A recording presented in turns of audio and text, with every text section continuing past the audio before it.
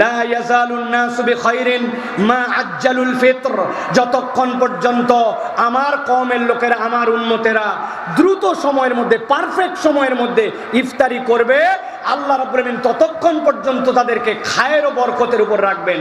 যখন তারা ইফতার করতে দেরি করবে, গড়িমসি করবে, কাজটা শেষ করি, মহিলারা বেশি করে এরকম হাতের কাজ শেষ হয় নাই, রান্নাঘর থেকে এখনো ইফতার 2টা ভাজা বাকি আছে, এখন পর্যন্ত বেগুনিটা নামে নাই, এখনো অজু করা হয় নাই, নানান অজুহাতে কেউ হয়তো বলছে যে একটু মুখে পানি নিয়ে নেন, কয়ে রাখ তো, এ রোজা আমি টানা 2 দিন থাকতে পারি, এত ইফতার করার আমার টান নাই। ভাই, আপনি রোজা 1 দিন থাকতে পারেন না, 2 দিন থাকতে পারেন, এটা আইটেম নয়। আইটেম নবী বলছেন তুমি খায়ের ও বরকতে ততক্ষণ থাকবে যতক্ষণ তুমি উপযুক্ত দ্রুত সময়ে ইফতার শেষ করবে। অতএব এখনই আপনাকে আসতে হবে। তবে একটা কথা বলে রাখি, কোরআনের মাহফিলে সবাই শুনতে আসতে পারে না, সকলের দিল কোরআনের জন্য সমানভাবে পড়ে না, ঠিক কি না? এই বগুড়া নওগাঁ অঞ্চলে আপনাদের 3 চুলা 4 চুলা মাটিতে আছে না ভাই? মাটিতে চুলা বানায় না, আপনারা বানান না ভাই? আমি ঢাকি ঢাকায়, কিন্তু আমি বগুড়ার ছেলে। এই আদমদিঘি আমার দাদা বাড়ি, নওগাঁ আমার জন্মস্থান, সুতরাং আমি সব জানি আপনার এলাকার তেলেসমাতি কি। এই চুলা বানায়, চুলা বানানোর পরে এই চুলাতে এখন আগুন ধরাবে। শীতের সকাল, আগুন যদি ডাইরেক্ট ধরাতে যায় তাহলে দেখবেন ম্যাচ পুরা খরচ হয়ে যাবে, তারপরেও আগুন ধরবে না। আমাদের এলাকায় কি করে? আমাদের এলাকায় চুলার পাশে একটা ছোট্ট কুপি বাতি রাখে। আপনারা বগুড়ায় বাতিকে কি বলেন? ল্যাম্প। কি বলেন? সবার মধ্যে বলতে হবে বাতির নাম কি? এখন আমাদের মহিলারা প্রথমে একটা কাঠি ঠুকে দেয়, ঠুকে দিয়ে আগে ল্যাম্পটা ধরায়। যেই না ল্যাম্প ধরাইছে, খানিকক্ষণ পরে দেখে ল্যাম্পর মাথা দিয়ে লাল লাল সীসা বের হয়, আলো তো ঠিকঠাক মতো হয় না। খানিকক্ষণ পরে দেখে ল্যাম্প আবার দপ দপ দপ দপ করে। বুঝে থাকলে বলেন, ওই মহিলা আস্তে করে ল্যাম্প কানের কাছে তুলছে, তুলে ঝোঁকা দিছে, ঝোঁকা দিয়ে ধারণা করছে যা ভাবছিলাম তাই তো, ভেতরে আসলে কি নাই? বুঝে বলেন কি নাই? বলেন ভিতরে কেরোসিন নাই, কি নাই? আরো সহজ করে যদি বলি তাহলে বলবেন ভিতরে মাল নাই, কি নাই? যেইটা দিয়ে লম্পু ধরানো লাগে ওইটা ওই লম্পুর জন্য মাল আইটেম, সেইটা নাই। ওই লোক যদি মনে করে যা আছে কপালে, পোলটা ধরে আরেকটু টান দিব, জ্বলবে না মানে? ও যদি পোলটা ধরে টান দেয় তো আস্তে করে ল্যাম্পুর পোলটা সহ পুড়ে যাবে, ঠিক কি না? এই কথা আমি এমনি এমনি বলি নাই। আল্লাহ রাব্বুল আমিন বলছেন, ওয়া ইযা তুলিয়াত আলাইহিম আয়াতুহু যাদাতহুম ঈমানা ওয়া আলা রাব্বিহিম ইয়াতাওয়াক্কালুন। দুনিয়াতে সব মানুষ কোরআনের পক্ষে থাকতে পারে না। মুসলমানের ঘরে জন্মগ্রহণ করলেই ইসলামওয়ালা হতে পারে না। আল্লাহ আল্লাহর রাসূল আলেম ওলামাকে মুহাব্বত করতে পারে না। বহু মুসলমানের ঘরে জন্মগ্রহণ করার পরেও আলেমদেরকে ভুগাইছে, মুসলমানদেরকে ভুগাইছে, মিথ্যা মামলায় ফাঁসাইছে, অন্যায় মামলা দিয়েছে। তার কারণ কি? আল্লাহ বলছেন, ওয়া ইযা তুলিয়াত আলাইহিম আয়াতুহু যাদাতহুম ঈমানা। যার অন্তরের মধ্যে ঈমান আছে, আল্লাহর আয়াত শুনলে, কোরআন শুনলে, মাহফিল শুনলে ওই মানুষের ঈমান বৃদ্ধি পায়। কত দূর বৃদ্ধি পায়? আল্লাহ বলছেন সে আল্লাহর উপরে ভরসাকারী হয়, আল্লাহ ছাড়া কারো প্রতি ভরসাকারী হয় না। সুতরাং কোরআনের পক্ষে আসতে পারে তারা, ইসলামের পক্ষে আসতে পারে তারা, কোরআনকে পছন্দ করে তারা, যাদের অন্তরের মধ্যে ঈমান আছে। ঈমান না থাকলে কোরআনের পক্ষে থাকা যায় না, ঠিক কি না? আপনারা দেখেছেন না, ফজরের নামাজের পরে অনেকে জায়নামাজ খুঁজতো, রাত্রেবেলা 70 রাকাতের নিচে তাহাজ্জুদ পড়তো না। ভুলে গেছেন? সব ভুলে গেছেন? তারা এত কিছু করার পরেও ইসলাম কেন পছন্দ করলো না? আলেম ওলামার সাথে কেন গুড বিহেভিয়ার করলো না? ওলামায়ে কেরামকে, ইসলামকে, ইসলামী আইনকে কেন তারা বিরোধী বানালো? কেননা ওইটা উপরে উপরে নাম ইসলাম, ভিতরে আসলে কি নাই? ভুলে গেছেন কি নাই? আরে মানুষ কি কুপি ল্যাম্পু বাতি নাকি? আন্দাজি যাত্রার সাথে মাল বলতেছে, বলেন ভিতরে ঈমান নাই, কি নাই? এই জন্য আমি আপনাদের কাছে আজকে কোরআনুল কারীম থেকে সংক্ষিপ্ত আধা ঘন্টা আপনাদের কাছে আরো কথাবার্তা রাখবো প্রিয় ভাইয়েরা। তবে মনে রাখতে হবে, আজকে আমি যে প্রসঙ্গে আপনাদের কাছে কথা বলতে চাই এটা আমাদের জন্য খুবই জরুরি এবং খুবই গুরুত্বপূর্ণ একটা বিষয়। এই বিষয়ের প্রারম্ভিক ভূমিকা আপনাদের কাছে দেই। সেটি হচ্ছে, এই পৃথিবীতে আল্লাহ রাব্বুল আলামিন যত সৃষ্টি এই পৃথিবীতে পাঠিয়েছেন, সৃষ্টিকুল মূলত দুই ভাগে বিভক্ত। কয় ভাগে? কথা বলেন, কয় ভাগে? একটা সৃষ্টিকুলের পরিচয় হচ্ছে তারা আল্লাহ রসুলকে চেনে না, আল্লাহ এবং তার রসুলের এতাত করে না, আল্লাহ রসুলের কাছে স্যালেন্ডার করে নাই।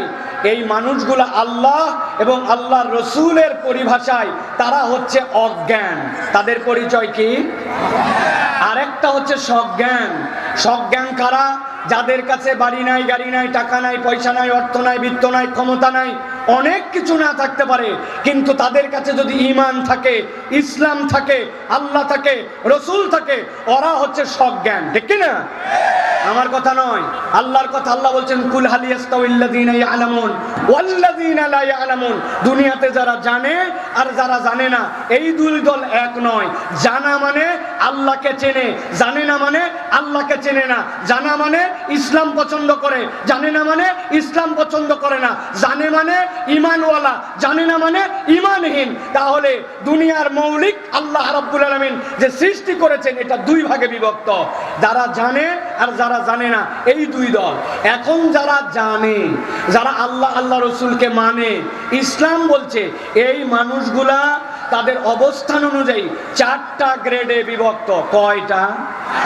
মুখ দিয়ে কথা বলতে হবে। কয়টা? চারটা। মুখস্থ করে ফেলেন ভালো করে। যখন কোনো একটা লোক ঈমান এনে ফেললো, আল্লাহ রসুলকে বিশ্বাস করলো, ওই মানুষটার পরিচয় হয় তখন মুসলমান। কি পরিচয় হয়? মুসলমান। কিন্তু আল্লাহ বলছেন, আমি কেবল তাকে মুসলমান থাক এইটুকুই দেখতে চাই না, আমি ওই ব্যক্তিকে এমন অবস্থায় দেখতে চাই আল্লাহর প্রতি কেবল বিশ্বাসই করে না, আল্লাহর বিশ্বাসগুলাকে কর্মে বাস্তবায়ন করে, অন্তরে বিশ্বাস করে, মুখে প্রকাশ করে, আমল বিল আরকানে নিয়ে আসে।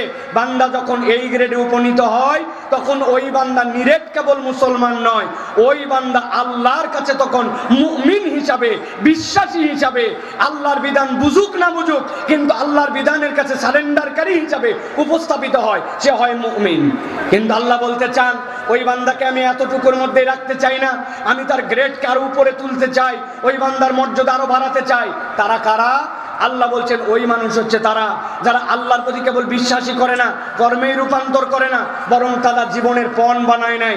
আল্লাহ যত কিছু নিষেধ করেছেন, আল্লাহ যা মানা করেছেন, আল্লাহর যত নিষেধাজ্ঞা, তার আশপাশেও সে যায় না, আল্লাহর নিষেধগুলা তার জীবন থেকে একদম দূর করে দেয়। যখন কোনো ঈমানদার মুমিন আল্লাহর নিষেধ থেকে নিজেকে সরায়া লাইন মতো চলে আসে, আল্লাহ বলছেন ওই বান্দার পরিচয় হয় মুত্তাকি। ওই বান্দার পরিচয় কি? মুত্তাকি। চতুর্থত, যেই বান্দারা আল্লাহ রাব্বুল আলামিনের নিষেধাজ্ঞা থেকে নিজেকে সরিয়ে রেখেছে, কিন্তু এইটুকুর মধ্যেই সীমাবদ্ধ নয়, বরং ওই বান্দা আল্লাহর নিষেধ তো দূরে রাখেই, আল্লাহর আদেশ তো পালন করেই, বরং আল্লাহ রাব্বুল আলামিন যেইগুলা নির্দেশ তাকে দেন নাই, কিন্তু করলে আল্লাহ খুশি হন, ওই বান্দা আনন্দ চিত্তে ওই ভালো কাজগুলাতেও প্রতিযোগিতার মধ্যে নেমে যায়, ভালো কাজ করার জন্য প্রাণান্তকর চেষ্টা করে। তখন ওই বান্দা মুসলিম, মুমিন, মুত্তাকি, সেখান থেকে ওই বান্দা তখন মুহসিনে রূপান্তর হয়, ওই বান্দা তখন ভালো কাজের প্রতিযোগিতায় নিমজ্জিত হয়। আল্লাহ রাব্বুল আলামিন বলছেন, দুনিয়ার মানুষ, আমি তোমাদেরকে কমসে কম মুত্তাকি হিসাবে দেখতে চাই। আল্লাহ রাব্বুল আলামিন এই জন্য কোরআন অবতীর্ণের কারণ যেরকম ভাবে বর্ণনা করেছেন, আল্লাহ কোরআনের শুরুতেই জানিয়েছেন, আলিফ লাম মিম যালিকাল কিতাবু লা রাইবা ফি হুদাল লিল মুত্তাকিন। আল্লাহ বলছেন, এই কিতাব তোমাদের অন্য কোনো কারণে দেওয়া হয় নাই। এই কিতাব দেওয়ার অন্যতম একটা উদ্দেশ্য হচ্ছে তোমাদেরকে আল্লাহ রাব্বুল আলামিন হেদায়েতের পথে, ওই হেদায়েতটা তোমাদেরকে তাকওয়ার পথে তোমাদেরকে নেওয়ার জন্য এই কিতাব দেওয়া হয়েছে। আল্লাহ এরপরে বর্ণনা করতেছেন, বান্দা তোমাকে তো রাব্বুল আলামিন মুত্তাকি হিসাবে দেখতে চান, কিন্তু এই তাকওয়াটা তুমি কেমনে অবলম্বন করবে, কেমনে তুমি তাকওয়াদার হবে? আল্লাহ বলছেন, তার জন্য আমি রাব্বুল আলামিন উম্মতে মুহাম্মাদের জন্য একটা কমপ্লিট প্যাকেজ দিয়েছি। কি প্যাকেজ আল্লাহ দিলেন? আল্লাহ বলছেন ইয়া আইয়ুহাল্লাযীনা আমানু, ও আমার ঈমানদারেরা, আমি তোমাদেরকে সম্বোধন করে আদর করে ডাক দিয়ে বললাম কুতিবা আলাইকুমুস সিয়াম, তোমাদের প্রতি রোজাকে ফরজ করা হয়েছে, কামা কুতিবা আলাল্লাযীনা মিন ক্বাবলিকুম। এরকম ভেবো না এই সিয়াম কেবল তোমাদের প্রতি ফরজ, বরং আমি আল্লাহ বললাম আদম আলাইহিস সালাম থেকে ঈসা আলাইহিস সালাম পর্যন্ত যত পয়গম্বর এসেছে আর তাদের যত উম্মত এসেছে সবগুলার উপরে কোনো না কোনো ভাবে সিয়াম ফরজ ছিল। কারো জন্য আশুরার সিয়াম ফরজ ছিল, কারো জন্য মুহররমের 1 থেকে 10 পর্যন্ত ফরজ ছিল। আল্লাহর দেখানো পথ পদ্ধতিতে সিয়াম ছিল। আল্লাহ বলছেন তবে আমি রব্বুল আলামিন তোমাদের জন্য অনন্য করলাম রমাদান মাসটাকে, আমি তোমাদের জন্য সিয়ামের মাস বানালাম। কেন আল্লাহ সিয়ামের মাস বানালেন?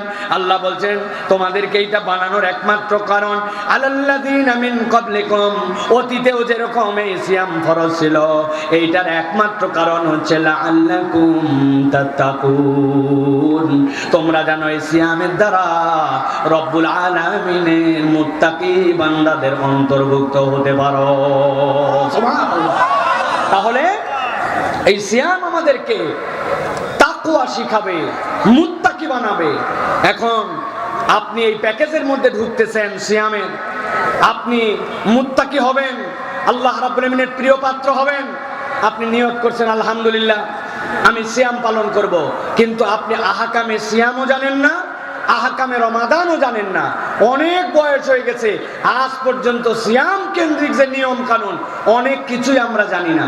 আমি আজকে 60টা পয়েন্টে আপনাদের কাছে সিয়ামের 60টা অনন্য দিক এবং আল্লাহ রাব্বুল আলামিনের দেওয়া নবী করিম সাল্লাল্লাহু আলাইহি ওয়াসাল্লামের প্রতি নিয়ামত, এই বিষয়গুলোর উপর আপনাদের কাছে সংক্ষিপ্ত আলোচনা করার জন্য চেষ্টা করব। আল্লাহ যেন এই কথাগুলি শোনার এবং তদানুযায়ী আমল করার আমাদেরকে তৌফিক দান করেন, বলেন আল্লাহুম্মা আমিন। আমার ডানে যারা দাঁড়ায় আছেন, আমি আপনাদের কাছে অনুরোধ করব, এত বড় একটা মঞ্চ আপনি তারপরে যদি দাঁড়ায় থাকেন তাহলে আমাদের আর কিছু বলার নাই। আল্লাহ যদি আপনাকে মেহেরবানি করে দয়া করে তো আপনি আল্লাহর দয়া অনুগ্রহকে আপনি আদর করে নিয়ে আসেন। এই মানুষগুলো তো আপনাদেরকে ফোর্স করতে পারেন, এরা আপনাদের স্থানীয় ছেলে, তারা কার সাথে কি বলবে, সে কে কোন জায়গায় মন খারাপ করবে, বলবে যে আমাদের সাথে আসলাম বেয়াদবি করলো, এই জন্য এরা আপনাকে বলতে পারছে না। আমি আপনাকে তাদের হয়ে বললাম, আল্লাহর রাস্তায় ভিতরে এসে বসেন প্রিয় ভাইরা।